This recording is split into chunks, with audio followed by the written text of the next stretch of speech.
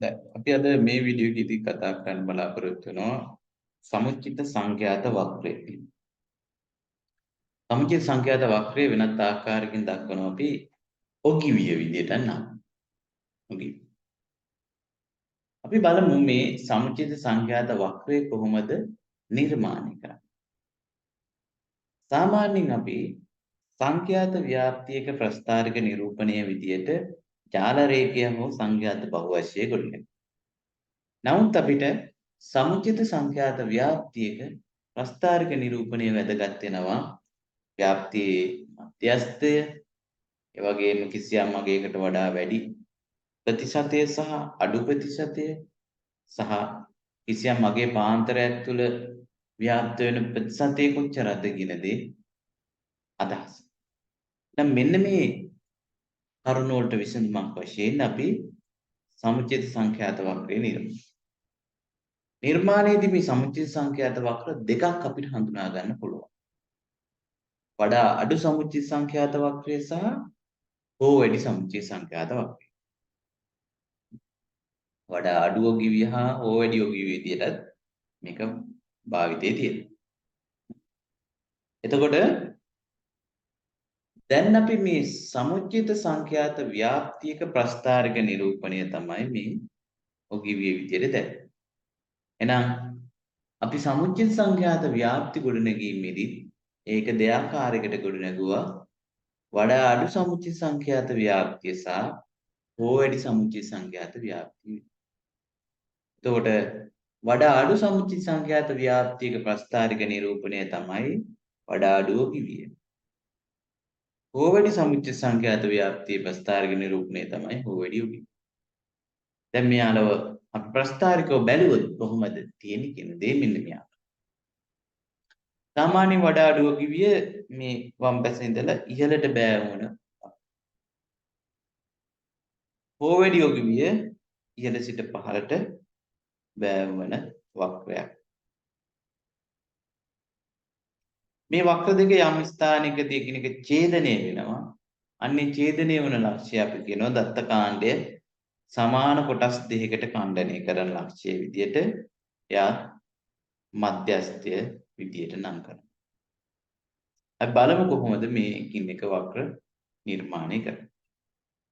මුලින්ම මම කතා කරනවා වඩා අඩු ඔගිවිය නිර්මාණය කරන්නේ කොහොමද. අපි වඩා අඩු ඔගිවිය නිර්මාණය කිරීමේදී ඉස්සෙල්ලම අපි වඩා අඩු සමුච්චිත සංඛ්‍යාත ව්‍යාප්තිය ගොඩනගනවා. ඊට පස්සේ වඩා අඩු සමුච්චිත සංඛ්‍යාතය y අක්ෂයට පන්ති මායිම x අක්ෂයට දක්වමින් අපි ප්‍රස්ථාරය නිර්මාණය. ඒ ඛණ්ඩාංක ලක්ෂ්‍ය ටික සුමට වක්‍රයකින් යා කරලා ඔගිවිය නිර්මාණය කර ගන්න පුළුවන්. බලමු උදාහරණයක් හරි. දැන් මේ උදාහරණය තියෙනවා දත්ත ව්‍යාප්තිය. ඒ දත්ත ව්‍යාප්තියට අදාළව ඉස්සෙල්ලම අපි කරන්න ඕන සමුච්චිත සංඛ්‍යාත ව්‍යාප්තිය ගොඩනගා ගන්න ඕනේ. ඒකට අපි පන්ති මායිමට අදාළව සංඛ්‍යාතය දක්වමින් තමයි සමුච්චිත සංඛ්‍යාත ව්‍යාප්තිය ගොඩනගන්නේ. එහෙනම් මේකේ පහළ මායිම 14.5 14.5ට වඩා අඩු සංඛ්‍යාතය 0. 19.5ට වඩා අඩු කියලා ගත්තොත් මේ පන්තියේ සංඛ්‍යාතය ඇතුළත් වෙනවා. එතකොට 24.5ට වඩා අඩු වුවොත් මේ පන්ති දෙකම ඇතුළත් වෙනවා. එතෙන්දී මේ සංඛ්‍යාතින් දෙක එකතු වෙද්දී 10 වෙයි.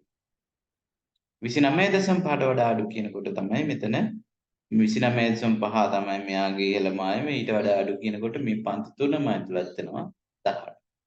ඒ විදිහට අපිට වඩා අඩු සමුච්චිත සංඛ්‍යාතය ගොඩනගා ගන්න පුළුවන්. මේක අපි පොළොල්ල කතා කරලා තියෙනවා කලින් වීඩියෝ එකකදී වඩා අඩු සමුච්චිත සංඛ්‍යාත ව්‍යාප්තිය කොහොමද නිර්මාණය කරන්නේ කියලා. හරි. දැන් අපි බලමු මේකට අදාළව ප්‍රස්ථාරික නිරූපණය කරන්න. එහෙනම් මුලින්ම x අක්ෂය නිර්මාණය කරනවා. y අක්ෂය දක්වනවා. x අක්ෂයෙන් පන්ති මායිම, y අක්ෂයෙන් වඩා අඩු සමුච්චිත සංඛ්‍යාතය. දැන් x අක්ෂයේ පන්ති මායිම 14.5 ඉඳන් 44.5 දක්වා දික් වෙලා තියෙනවා. අපි එහෙනම් ස්ටාර්ට් කරනවා 14.5 ඉඳන් 19 4.5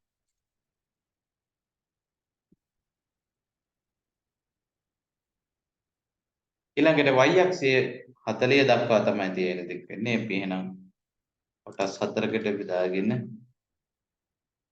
0 10 30 40 විදියට දාන්න.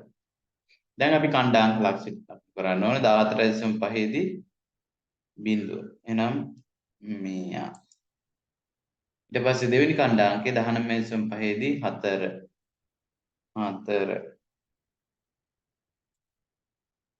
ඊට පස්සේ 24.5ට වඩා අඩු 10ක්. එහෙනම් 10. ඊට පස්සේ 18 ඊළඟට 34.5 දී 30 ඊට පස්සේ 37 ඊට පස්සේ 40. දැන් එනම් මේ ටික සුමට වක්‍රයක් නිර්මාණය කරා.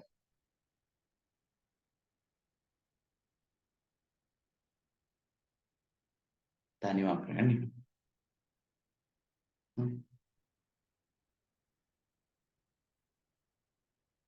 හරි. දැන් ඔය ආකාරයට තමයි අපි වඩා අඩු සමුච්චය සංඛ්‍යාත වක්‍රය ගොඩනගන්නේ. වඩා අඩු ඔගිවිය නිර්මාණය කරන්නේ. ඊළඟට බලමු හෝ වැඩි ඔගිවිය කොහොමද නිර්මාණය. දැන් හෝ වැඩි ඔගිවිය නිර්මාණය කිරීමේදී අපි හෝ වැඩි සමුච්චය සංඛ්‍යාත ව්‍යාප්තිය ගොඩනගනවා. එතකොට පන්ති මායම තමයි x අක්ෂයේ. දැන් y අක්ෂය වෙනස් වෙනවා. හෝ වැඩි සමුච්චය සංඛ්‍යාතය තමයි y අක්ෂයේ ලකුණු. අර පියවරම තමයි කණ්ඩායම ටික ලකුණු කරලා සුමට වක්‍රයක් අඳින්න තියෙන්නේ. දැන් බලමු හෝ වැඩි සමුච්චය සංඛ්‍යාත ව්‍යාප්තිය කොහොමද? හෝ වැඩි සමුච්චය සංඛ්‍යාත ව්‍යාප්තිය කියලා කියන්නේ කිසියම් පන්ති මායමකට වඩා වැඩි සමුච්චිත සංඛ්‍යාතය දක්වලා ගොඩනගන ව්‍යාප්තිය. එහෙනම් අපි බලමු ස්ටාර්ට් කරන්නේ 14.5 ඉඳන් 14.5ට වඩා වැඩි කියලා ගත්තොත් පස්සේ මේ ඔක්කොම සංඛ්‍යාතය ඇතුළත් වෙනවා. ඒකයි 40ට. ඊට පස්සේ 19.5ට වඩා වැඩි කිව්වොත් මේ පන්ති ඇතුළත් වෙන්නේ නැහැ. එතෙන්දී 40න් 4ක් අඩු වෙනවා 36. එතකොට 24.5ට වඩා වැඩි කිව්වට පස්සේ මේ පන්ති දෙකම ඇතුළත් වෙන්නේ නැහැ. එතෙන්දී 10ක් අඩු වෙනවා 30යි. 29.5ට වඩා අඩු කියනකොට පස්සේ 18ක් අඩු වෙනවා. එතකොට 22යි. ඒ විදිහට ක්‍රමිකව අඩු වෙලා ගිහින්දා අපේ පන්ති මායම බිඳුව පන්ති මායම 44.5 දී සමුච්ච සංඛ්‍යාතය බිඳුව. දැන් වඩා හෝ වැඩි සමුච්ච සංඛ්‍යාත ව්‍යාප්තිය උපරිම සංඛ්‍යාතයේ ඉඳලා ශූන්‍ය දක්වා. දැන් මෙයාව අපි ගොඩනග ගන්න ඕන ප්‍රස්ථාරයක. නම් මුලින්ම x අක්ෂය y අක්ෂය දක්වනවා. අන්තිමයෙන්ම මෙයාගේ දැන් හෝ වැඩි සමුච්චය සංඛ්‍යාත ලකුණු කරනවා 14.5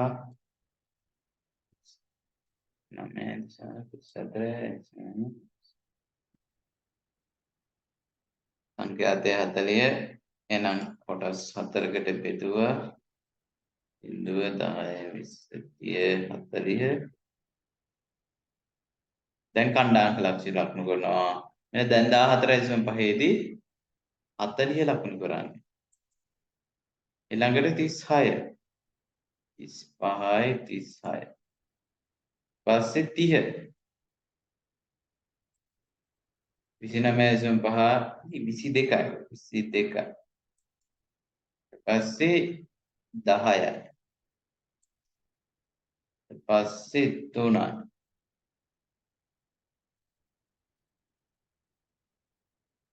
ඊට පස්සේ 0යි. දැන් මෙයාලව යා කරලා තනි සුමට වක්‍රයක් නිර්මාණය කරගන්න ඕනේ.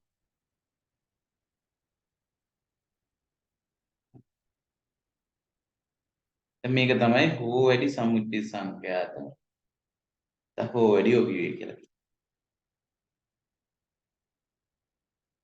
දැන් බලමු මේ ප්‍රස්ථාර නිරූපණය දෙකම එකම සටහනේ නිර්මාණය.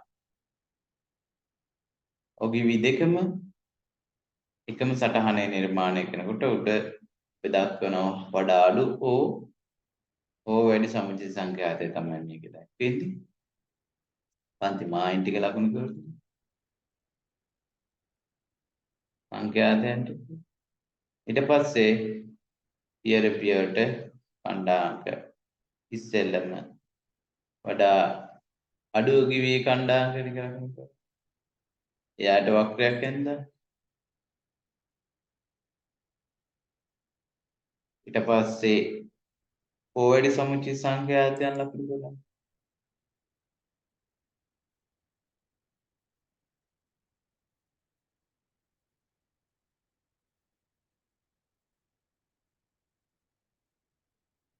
එයාගේ වක්‍රය නිර්මාණය කරනවා.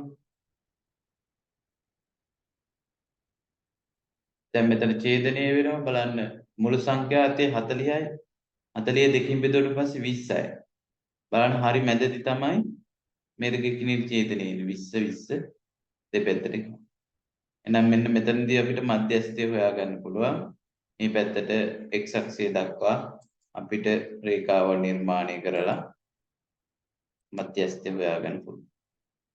එයා ආසන්න වශයෙන් ගත්තොත් 36.3.